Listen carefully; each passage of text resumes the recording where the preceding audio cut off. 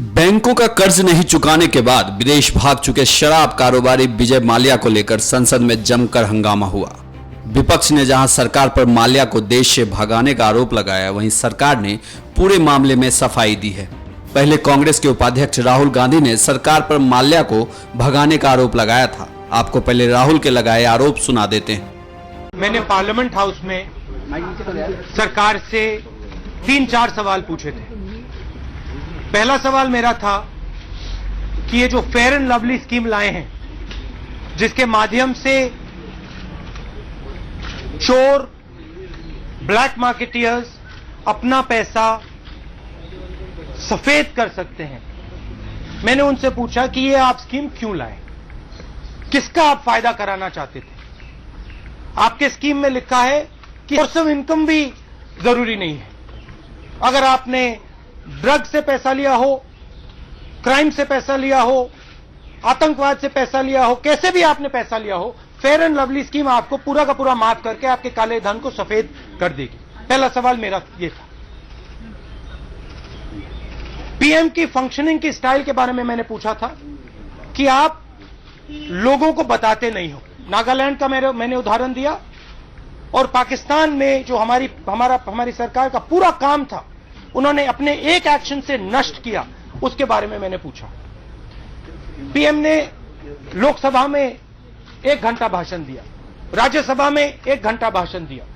मैं सुन रहा था, एक सवाल का जवाब नहीं मिला, ना यहां ना वहां। फेयर एंड लवली स्कीम के बारे में उन्होंने एक जवाब दिया। प्रधानमंत्री बनने से पहले वायदा किया था 15 लाख रुपए मैं हर एक बैंक अकाउंट में डालूंगा, 1 रुपया नहीं मिला, और 9,000 करोड़ रुपए उठाकर माल्या जी भाग गए यहां से। अभी हमने जेटली जी से पूछा, क्लियर सवाल पूछा, जेटली जी आप हमें बताइए, माल्या जी हिंदुस्तान से भाग के कैसे निकले? अगर उनके ऊपर कार्रवाई हो रही है, अगर उनके ऊपर नोटिस है, लुकआउट नोटिस है, तो वो राज्यसभा में क्या कर रहे हैं? देश से निकलकर माल्या जी चले गए। इस सवाल का जवाब जेटली जी ने नहीं दिया।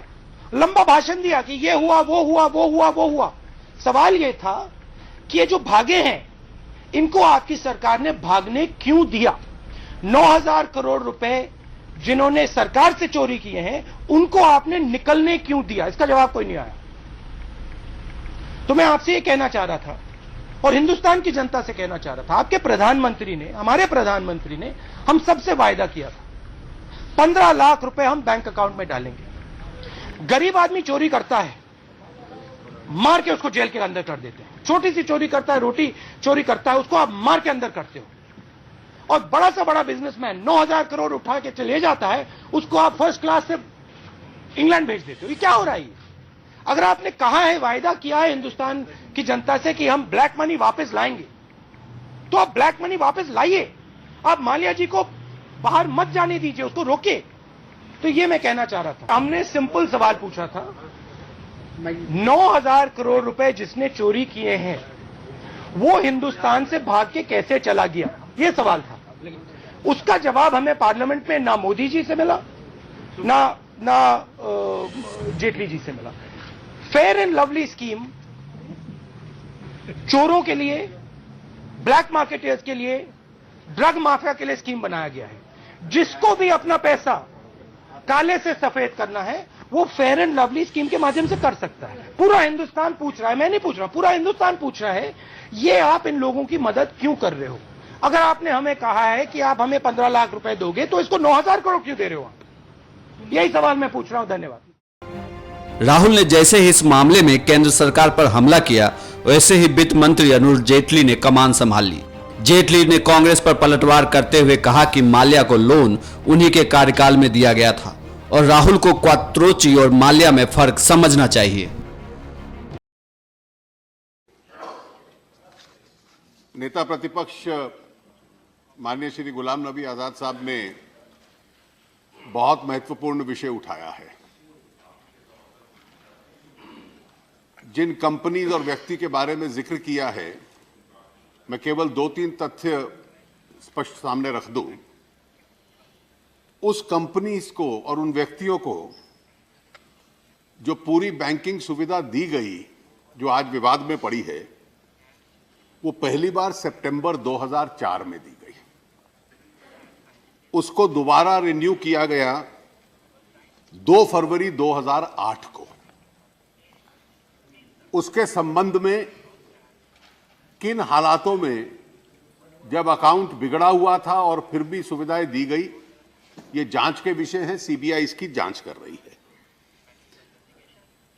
पहली बार इनका अकाउंट 30 अप्रैल 2009 को एनपीए हुआ। उस एनपीए के बावजूद भी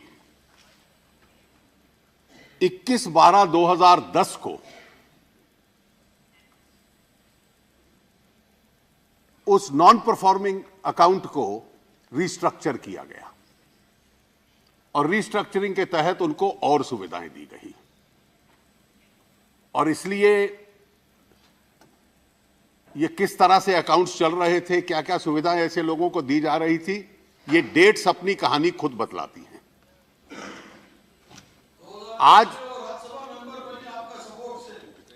आज एनपीए को रिस्ट्रक्चर किसके सपोर्ट से किया गया? उस वक्त हम तो विपक्ष में थे। इस सारे के बाद आज की तारीख में 30 नवंबर 2015 तक इंटरेस्ट वगैरह मिलाकर 9,091.40 करोड़ ये टोटल लायबिलिटी उसकी है। जितनी भी बैंकिंग और फाइनेंशियल इंस्टीट्यूशंस हैं, उन सब ने अलग अलग कंपनीज और व्यक्तियों के खिलाफ रिकवरी की, अटैचमेंट की, जो कार्रवाई हो सकती है। और मेरे पास इस वक्त 22 केसों की सूची है जो कि देश भर के अंदर उनके खिलाफ फाइल किए गए हैं। उन्होंने भी कुछ केसेस फाइल किए हैं। उसके अलावा उनके एसेट्स कई अटैच कर लिए गए हैं और बैंक्स पूरे कदम उठा रहे हैं कि एक एक पैसा जो इन कंपनियों से और इन व्यक्तियों से रिकवर करना है, वो लोग रिकवर करेंगे। अटॉर्नी जनरल ने सुप्रीम कोर्ट में बताया, वो विषय सुप्रीम कोर्ट में है, क्योंकि बैंक सुप्रीम कोर्ट भी मूव किए हैं कि उनको बाहर जाने की अनुमति, उनका पासपोर्ट सीज किया जाए। वो उससे पहले जा चुके थे। आप अगर उदाहरण चाहते हैं तो मैं बहुत उदाहरण दे सकता हूं कि जहां लोग उस दिन कोई आदेश नहीं था उनको रोकने का किसी एजेंसी का।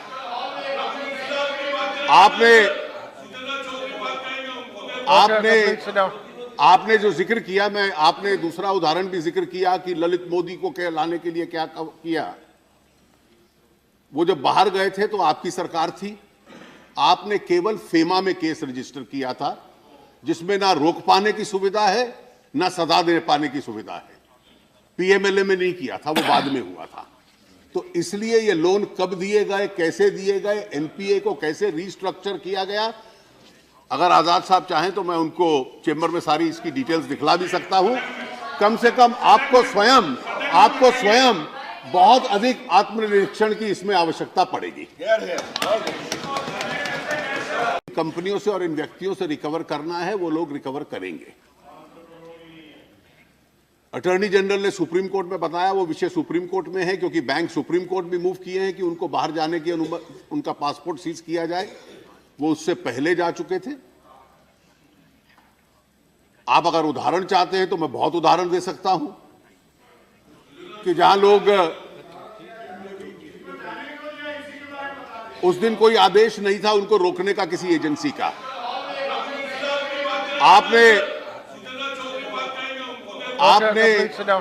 आपने जो जिक्र किया, आपने दूसरा उदाहरण भी जिक्र किया कि ललित मोदी को लाने के लिए क्या किया। वो जब बाहर गए थे तो आपकी सरकार थी। आपने केवल फेमा में केस रजिस्टर किया था, जिसमें ना रोक पाने की सुविधा है, ना सजा दे पाने की सुविधा है। पीएमएलए में नहीं किया था, वो बाद में हुआ था। तो इसलिए ये लोन कब दिए गए, कैसे दिए गए, एनपीए को कैसे रिस्ट्रक्चर किया गया, अगर आजाद साहब चाहें तो मैं उनको चेंबर में सारी इसकी डिटेल्स दिखला भी सकता हूं। कम से कम आपको स्वयं बहुत अधिक आत्मनिरीक्षण की इसमें आवश्यकता पड़ेगी।